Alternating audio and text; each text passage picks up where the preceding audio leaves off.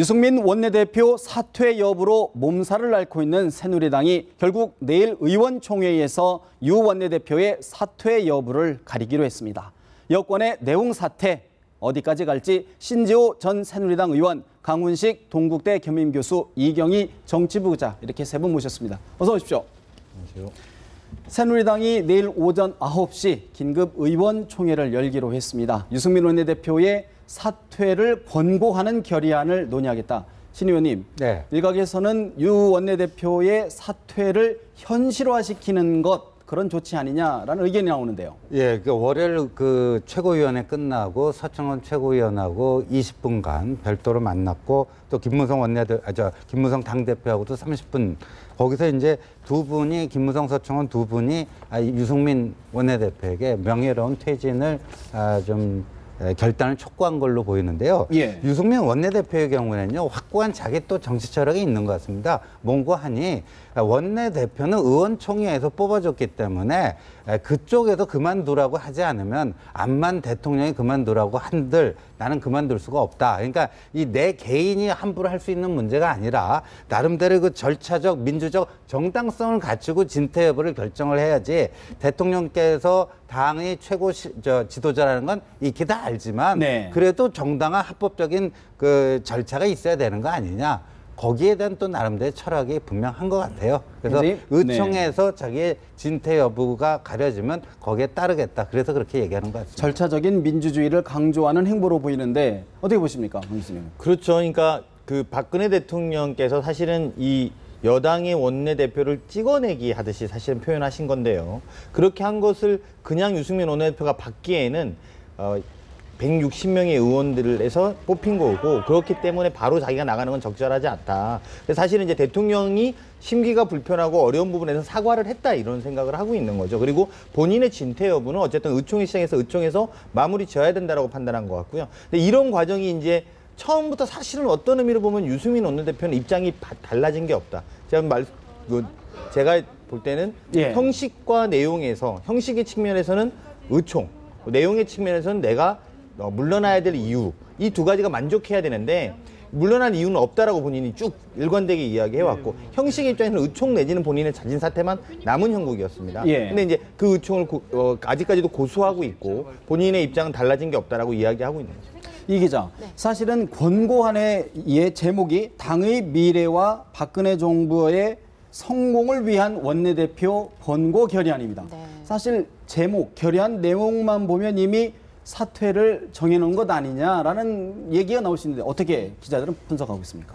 사실상 그런 거죠. 방향은 정해놓고 대신에 처음에는 오늘 최고위원회에서는 재신임을 묻는 이런 투표를 하자 이런 얘기도 나왔었는데 알려진 것처럼 원유철 정책위 의장이 너무 가혹하다라고 얘기를 해서 사퇴 권고 결의안 하지만 메시지는 명확해야 한다라는 주장을 받아들여서 그렇게 지금 명칭을 붙였는데 지금 이걸 바꿔야 한다는 주장이 지금 강하게 나오고 있습니다. 바로 결론을 정해놓고 의원총회를 하는 게 말이 되느냐 이렇게 비박계에서 강하게 반발하고 있는 건데요. 그래서 지금 정치적 결단 결의안 이렇게 지금 명칭을 바꾸는 방안이 검토가 되고 있고 최종 이게 확정이 된 아직 아닙니까? 확정은 안 됐습니다. 왜냐하면 최고위원회에서 정한 것이기 때문에 다시 동의를 구해야 하기 때문에요. 최고위원회를 다시 소집하거나 그렇지 않더라도 김무성 대표가 바꿔도 될지 최고위원들에게 동의를 거쳐야 할 수 있는 문제이기 때문에 지금 검토를 중이고요. 비박계가 반발하고 있기 때문에 지금 비박계는 조금 전에 이제 회동을 가졌는데 여기서 내린 결론은 명칭이 고쳐지지 않고 그다음에 안건이 사퇴 유승민 원내대표의 거취뿐만 아니라 당청 갈등을 비롯한 여권의 여러 가지 상황에 대해서 얘기할 수 있는 자리가 되지 않는다면 불참할 수도 있다, 참석하지 않을 수도 있다 이렇게 주장하고 있어서 이 부분에 대해서 조금 진통이 있을 것 같습니다. 신 의원님, 사실은 이른바 비박계 의원들을 중심으로는 유 원내대표 자진 사퇴도 없고 명예로운 퇴진도 없다. 반발할 가능성은 어떻게 예측하십니까? 반발할 가능성이 있는데 이제 비박계 중에 비박계가 분화가 되는 것 같습니다. 애초에는 이제 유승민 원내대표 대통령의 사퇴 요구라든가 친박계가 찍어내게 하려는 거에 대해서 부당한 처사다 다 반발을 하지 않았습니까? 그런데 비박계가 유승민 원내대표 어떠한 경우라도 지켜내야 된다는 파와 유승민 원내대표에 대한 그 사퇴 압력은 부당하지만 당의 어떤 현실적인 이 실정을 여러 가지로 고려해 봤을 때 김무성 대표가 얘기한 게 있지 않습니까? 원내대표가 어떻게 대통령을 이겨먹겠냐. 네. 그런 현실적인 그 상황을 봐서 유승민 대표가 좀 희생적 결단을 내려주는 게 좋겠다. 그렇게 분화가 된 거예요. 네. 예, 분화가 되면서 애초에 이제 배신 정치를 심판하겠다는 친박계하고 현실적으로 사퇴할 수밖에 없지 않겠냐. 잘못한 건 없지만 사퇴해 달라, 당을 위해서 이러는 파하고 이게 합쳐지다 보니까 오히려 전체적으로 보면 그래도 사퇴해야 한다는 쪽이 좀 많아지는. 예. 최근에 이제 지난 주말을 고비로 해서 그런 변화가 일어난 거죠. 근데 일부 비박계는 여전히 이런 식으로 가면 당청 관계가 수평적 관계는커녕 완전히 이제 수직적 상하 관계가 되기 때문에 이렇게 해서는 내년 총선 이겨낼 수 없다. 특히 수도권 선거에서는 이렇게 가면 굉장히 암울한 어떤 그 전망이 나올 수밖에 없다. 그런 걱정들이죠. 불만은 내지도 있지만 현실상 어쩔 수 없느냐. 그렇다 그러면 유 원내대표 입장에서는 처음 박근혜 대통령이 문제 제기를 했을 때와 지금과 별 상황이 바뀐 게 없는데 이거를 명예로운 퇴진으로 받아들일 수 있을까요?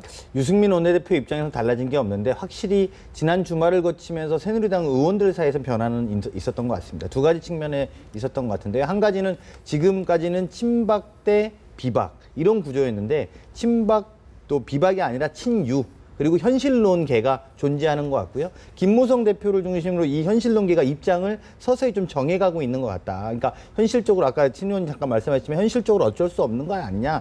그러니까 유승민의 잘못으로 다 떠넘기기는 어려우나 현실적으로 우리가 청와대의 말을 더 버티기는 어렵지 않느냐 이런 측면 하나 있는 것 같고요. 예. 두 번째는 현장의 의원들이 지난 주말을 거치면서 어쨌든 지역구에 새누리당 지지층의 민심들을 좀 들었을 거라고 보여집니다. 그래서 특히나 이대로 계속 당이 가면 당이 공멸한다. 당과 청와대가 둘 다 마이너스다. 이런 것들이 좀 인정된 부분이 있을 거라고 보여지고요. 근데 그런 면에서 사실은 지금 이제 기존에 이야기했던 친박계의 주장이 받아들이는 형국이 아니라 예. 사실은 현실론계, 제가 아까 그렇게 표현한 현실론적인 의원들의 전체적 흐름이 유승민 의원의 사태가 불가피한 것 아니냐라고 방향을 자리 잡은 것 같은데 그럼에도 불구하고 이 문제가 개개인의 새누리당 의원의 남의 문제가 아니라고 느껴지면 예. 예컨대 지금 이제 유승민 의원은 내일 의총에 참석하지 않는다고 했습니다만 보통 이제 의총이 약간 역동성이 좀 있을 수 있거든요. 그래서 새로운 변화나 어떤 여지들이 있을 수 있습니다. 그래서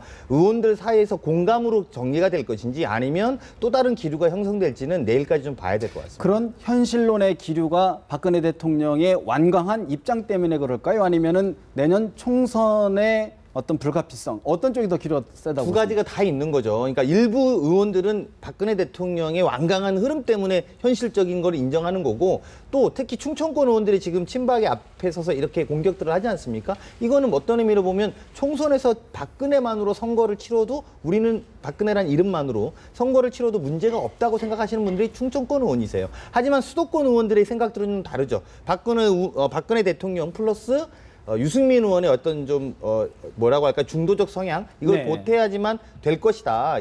이런 것들이 생각이 맞물리면서 아마 좀 다른 그 안에서도 좀 개개인의 입장들은 다르지 않을까 생각이 듭니다. 신 의원님, 지금 네. 이장우 새누리당 의원 대표적인 친박계 또 충청권 의원인데 사퇴를 계속 거듭 주장해 왔죠. 네. 말씀 어떻게 들으셨습니까? 지금 인터뷰하는 내용은 이제까지 주장했던 강경론에서 상당히 누그러졌고 본인이 이제 뭐 친박의 소총수 또 뭐 친박의 네. 대포라고 자임하고 나섰는데 너무 친박 비박 가리지 말자 이 얘기인데 친박이 지금 저렇게 해야 됩니다. 내일 의총장에 가서요. 6월 25일 대통령 그 국무회의 발언처럼 유승민은 배신자니까 심판해야 된다 이런 식으로 나오면요 될 일도 안 됩니다. 정말 될 일도 안 되고 또 본인들의 그런 그 강경 그 언행이 오히려 유승민 대표의 사태를 더 꼬이게 한 측면이 있다는 점도 그런 현실도 좀 자각할 필요가 있을 것 같고요. 그다음에 유승민 대표가 이제 내일 그 사퇴 권고 결의안이 채택이 돼서 사퇴한다 할지라도 차기 원내대표에 예. 좌파의 무슨 의원을 합의 추대하려고 그러면요. 너무나 국민들이 보기에도요. 속이 뻔히 다 들여다 보이는 좌파의 원내대표를 세우기 위해서 유승민 찍어내게 한 거 아니냐. 이렇게뿐이 안 비치거든요. 이른바 친박계 의원을 옹립할 경우에는 그렇게 예. 볼 수 있다. 그렇게 비칠 수밖에 없습니다. 따라서 이제 유승민 원내대표 사퇴하는 걸로 거기서 매듭을 지어야지 그 이후에 뭐 좌파 원내대표를 합의 추대를 하려고 그런다든가 또 김문수 등 대표를 겨냥해서 뭐 한다든가 이러면요 정말 상처가 더 커질 수 있고 지금 청와대도 마찬가지입니다. 상처가 이미 났어요. 리더십에. 유승민 원내대표가 내일 사퇴한다 해서 청와대가 승자가 아니고요. 청와대와 친박은 이미 굉장히 상처가 날 대로 났습니다. 그런 점을 좀 명심할 필요가 있겠다는 생각이 듭니다. 강 교수님 어떻게 보십니까? 이제 뭐 저는 사실은 좀 씁쓸함을 감출 수 없는 장면들이라고 생각이 드는데 물론 내일 유승민 대표가 다른 선택을 할 수 있고 또 다른 역동성의 가능성들이 있음에도 불구하고 사실은 어쨌든 대통령 발로 시작된 유승민 원내대표를 물러나기가 이제 마무리 국면으로 들어가는 건 사실인 것 같습니다. 어떤 의미로든. 네. 근데 이제 내일 어떻게 마무리될지 모르겠습니다만 제가 이런 말하면 좀 무리인지 모르겠습니다만 예전에 왕조 시대에 보면 사도세자가 제일 많이 속고대제했답니다. 근데 맨 마지막까지 속고대제 하면서도 살려달라고 이야기를 안 했다고 하더라고요. 네. 근데 제가 왜 오늘 이 장면에서 이걸 보면서 저 이렇게 씁쓸한 마음이 드는 한국 정치에서 초유의 사태 아니겠습니까? 사퇴 공고 결의안 원내대표에 대해서 민주적 절차도 전 없는 것 같고 이런 과정을 보면 국민들이 좀 씁쓸하다 이런 말씀을 좀 드리고 싶습니다. 여기서 사실은 여론의 흐름을 좀 한번 보겠습니다. 최근 리얼미터가 최근 하루 동안의 긴급 여론조사를 했는데요. 새누리당 유승민 원내대표의 사퇴 여부를 물었습니다. 물었더니 찬성이 35.7%, 반대가 49.4%입니다. 약간 반대가 우세입니다. 그런데 또 차이가 있는 건 새누리당 지지층에서는 찬성이 60%가 넘고 반대가 22%에 불과했습니다. 신의원 어떻게 해석해야 될까요? 만약에 예. 새누리당 지지층의 요구대로 하자면은 뭐 그렇게 할 수가 있어요. 사퇴를 하는 게 맞는데 근데 내년 총선을 생각하면요 절대 저렇게 하면 안 됩니다. 저희 얘기는 뭐냐 확장성을 스스로 차단시켜 버리는 겁니다. 그러니까 저기 그 일반 여론조사에서는요 찬성이 예. 높은 게 반대가 높잖아요. 높죠. 사퇴하면 안 된다. 거기에는 야당 지지자도 있지만요 한 30% 가까운 무당파층이 있다는 점을 새누리당 특히 친박계 의원들이 명심을 해야 되는데 당 지지층이 이러니까 이렇게 가는 게 순리 아니냐. 그렇게 하면요 새누리당의 확장성이 없어져요. 더군다나 내년에 이제 수도권에서 그렇게 해갖고는요 수도권은 뭐 여기 서울 같은 경우는 강남 이런 데 제외하고는 정말 박빙의 승부 2% 3% 그 승부를 내야 되는데 무당파층의 지지를 끌어오지 않고 어떻게 이겨낼 수가 있겠습니까? 그러니까 충청권 의원들이 그러는 거는 자기 이익을 생각했을 때 그럴 수도 있다고 인간적으로 이해가 가요. 근데 당 전체의 승리를 위해서는요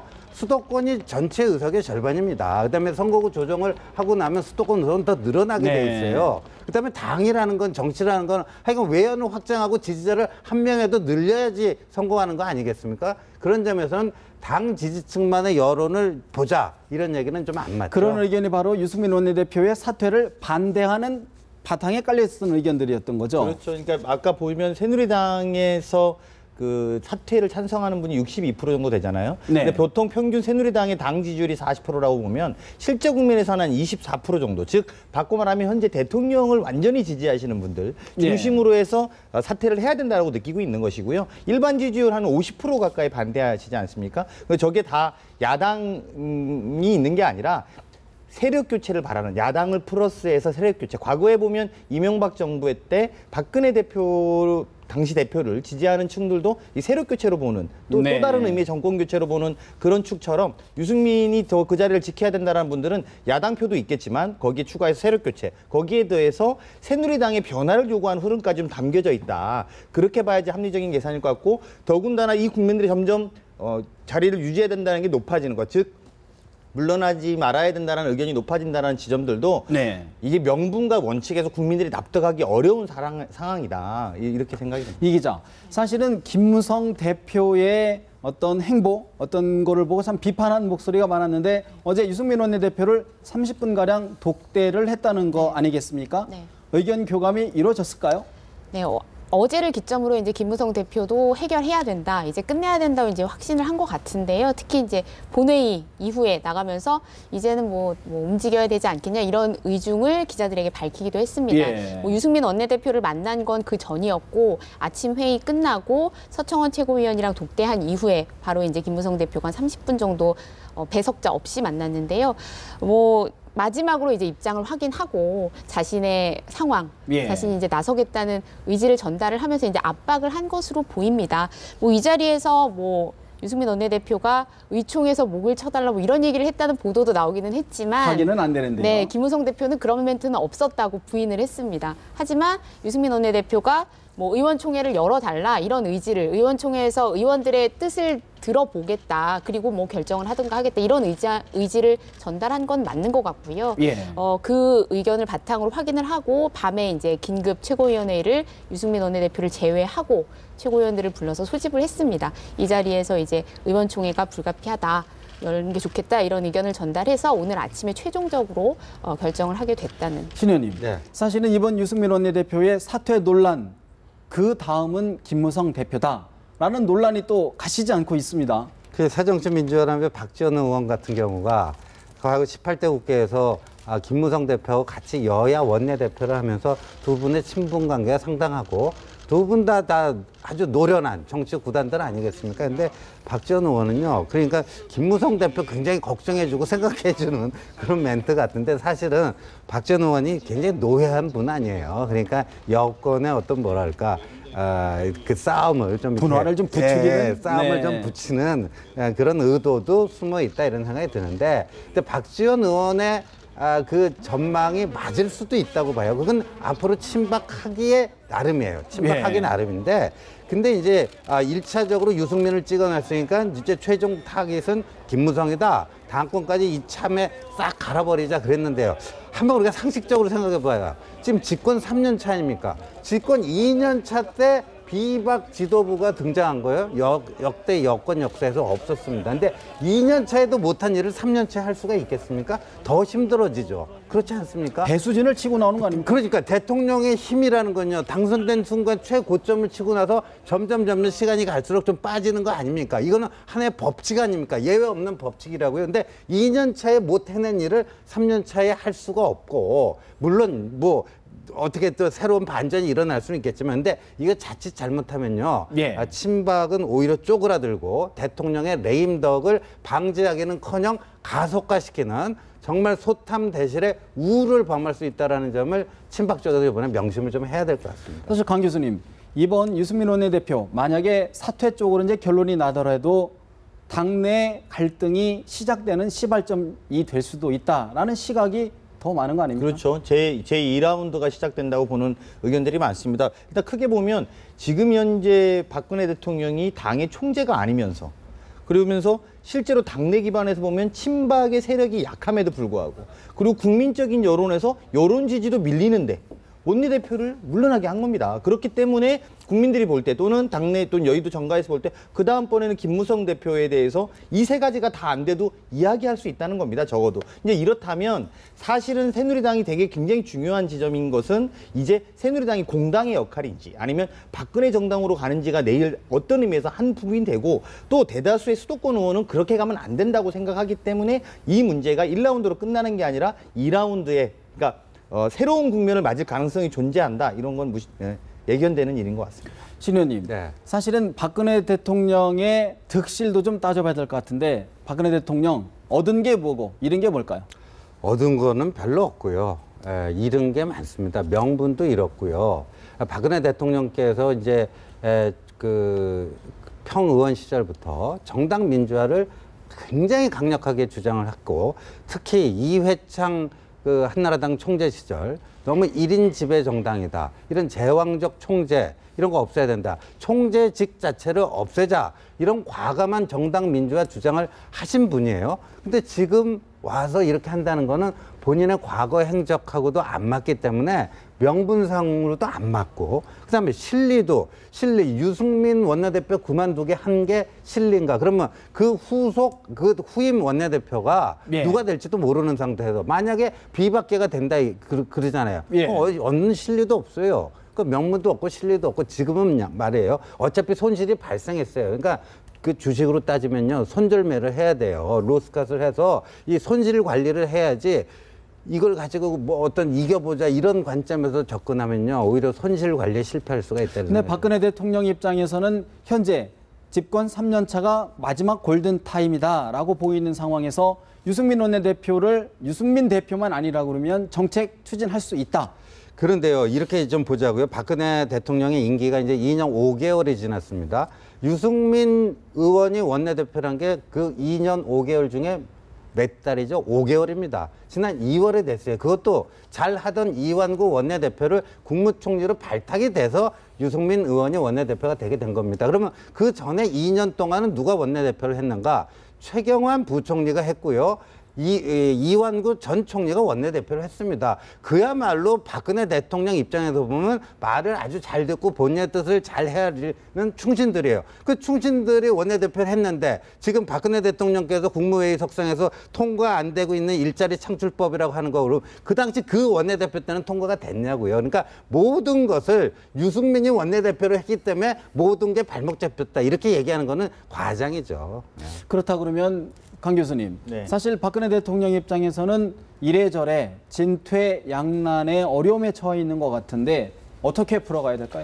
그렇죠. 이제 이 국면이 내일 끝나게 되면 뭐 현재로서는 가능성이 높아 보이니까요. 뭐 끝나지 안 끝나지 내일까지 가봐야 되겠습니다만 그 제가 의미 있는 말씀을 드리면 새누리당 당원 8조에 보면 예. 당은 대통령을 뒷받침하고 그 결과에 따라 대통령과 당은 함께 국민 앞에 책임진다 그랬습니다. 근데 지금 당은 책임을 지는 수순으로 들어갔고요. 이제 대통령의 책임과 대통령의 과정을 묻게 될 수밖에 없습니다. 그래서 대통령이 그것에 청와대가 그냥 너희들의 문제다라고 할 것이 아니라 이 사태를 시작하고 또 문제를 던진 것만큼 이 뒷수습에도 좀 적극적으로 소통하고 의견을 내지 않을 경우에는 오히려 전반적으로 당청 관계 자체가 탄력을 잃고 그냥 수직 관계로 이렇게 해서 국민들에게 오히려 신뢰 주지 못하는 정당과 청와대 모두가 다 피해를 입지 않을까 이렇게 걱정됩니다. 사실 또 청와대와 당청 관계에 우려하는 목소리 중에 지금 정무수석, 꼭 고위 당청청의 소통이 좀 끊겼다 이런 목소리인데 이 기자, 사실 이번에 원내대표 문제가 좀 수습이 되면 그런 부분들이 좀 복원이 될 가능성이 있을까요? 어떨까요? 네, 일단은 이제 오늘 뭐 박 대통령이 국무회의에서 별 특별한 발언은 없었지만 오늘 이제 유승민 원내대표 의총 소집 이후에 이제 청와대 관계자들의 얘기가 나오는 것을 보면 예. 유승민 원내대표가 내일 이제 물러나면 뭐 당청 관계 장애는 없어지지 않겠냐 이런 관측들이 나옵니다. 그 말은 이제 개선 여지를 조금 남겨두고 있다고 보이고요. 어쨌든 뭐 일단은 유승민 원내대표의 거취에 따라서 당청 관계가 변할 가능성은 좀 유동적인 것 같습니다. 가능성 여지는 보이고 있는 것 같습니다. 네네. 근데 당정청 관계에 있어서요. 지금 예. 뭐 메르스 때도 오히려 제 당 쪽에서 당정청 긴급 회동을 갖자고 했는데 이제 청와대 쪽에서 지금 만나보자 할 일이 뭐가 있겠느냐 하고 사실상 거부를 했는데요. 이렇게 보니 입법부와 행정부 관계 아닙니까? 네. 그러니까 이제 국정 운영의 책임은 다 책임이 있어요. 입법부도 책임이 있고 행정부도 책임이 있고 당도 있고 청와대도 있는데요. 굳이 따지면 누가 더 있는 겁니까? 청와대가 더 있는 거죠. 그러니까 대통령은 국정에 대해서 사실상 무한 책임을 져야 되는 그런 자리 아니겠습니까? 그러니까 오히려 당이 무슨 뭐 속된 말로 좀 땡깡을 피우고 뭐 해도 이렇게 잘 해서 이끌고 가야 될 그런 운명에 있는 곳이 바로 대통령이고 청와대다 이런 생각이 듭니다. 강 교수님, 마지막으로 야당 관계, 사실 어제 국회법 개정안 처리 문제, 또 61개 법안 처리 문제 등을 놓고 마지막까지 갈등을 빚었는데 야당과의 관계도 어떻게 풀어야 될지 좀 정리 좀 해주실까요? 지금 야당과의 관계를 풀 수가 있을까요? 이게 완전히 제가 볼 땐 전국이 경색됐고 야당의 입장에서도 지금 소위 지지자들한테도 할 말이 없습니다. 왜냐하면 이게 처음 시작된 게 공무원연금 개혁에서 시작하지 않았습니까? 그래서 요만큼의 소득으로 또 이제 세월호 시행령까지 좀 손을 봐서 일괄적으로 좀 움직여보자라고 했던 지점들인데 이게 여당의 입장을 번복하고 물론 대통령이 거부권 행사할 수 있지만 그 거부권 행사 과정에서 토론 한번 제대로 못하고 투표조차 참여하지 않고 이렇게 통과된 법안에 있어서 야당은 정명적으로 보이콧할 가능성이 할 수밖에 없고 지지자들에게도 지금 설득할 수 있는 요지가 없을 겁니다. 그래서 아마 전국이 좀 더 경색돼서 그리고 대통령께서 이렇게 시작하셨을 때는 이 정도의 경색 국면을 어떻게 현재의 선진화법에서 어떻게 풀 건지에 대한 대답도 좀 함께 여당 지도부에 주시는 게 옳지 않을까 생각합니다. 알겠습니다. 어쨌든 내일 새누리당 의원총회가 이번 거부권 전국의 분수령이 될 것만큼은 틀림없는 것 같고요. 어쨌든 어떻게 마무리되는지 계속 예의주시해 보겠습니다. 오늘 대담 여기서 마무리하겠습니다. 세 분 말씀 고맙습니다.